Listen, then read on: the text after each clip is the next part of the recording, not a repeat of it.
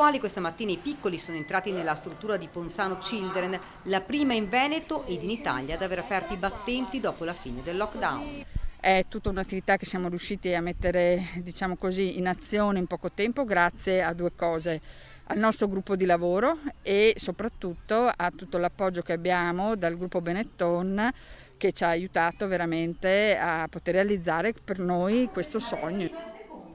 Come ha trovato i bambini dopo questi mesi di lockdown? Allora, li ho visti emozionatissimi, c'era chi aveva il mal di pancia, però qualcuno so che ha festeggiato anche via Zoom il fatto di ritrovarsi con proprio quel gruppo di amici. È stato molto importante per noi il lavoro che abbiamo fatto di individuare, creare dei gruppi che sapevamo che funzionavano bene insieme. Ed eccoli piccoli divisi in gruppi da 5 in un parco bellissimo fra giochi e tanto verde. Questo è il momento del pranzo, tavoli distanziati, canti e sorrisi. Quello che noi adesso ci aspettiamo, così fedeli a quello che è il nostro approccio pedagogico, è di guardare i bambini, ascoltarli e partire da dei loro desideri e dalle loro curiosità per sviluppare dei progetti che possono riguardare la natura, visto lo spazio che ci stiamo, sul quale insomma possiamo stare, legati all'orto, legati alla vigna, legati ai sassi, a tutto quello che insomma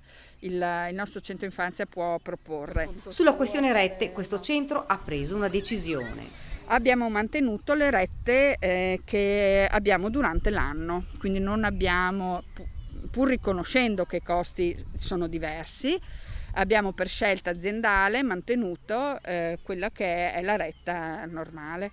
È l'ora di tornare a casa, bimbi ed accompagnatori tornano al triage, domani per loro inizia un nuovo giorno.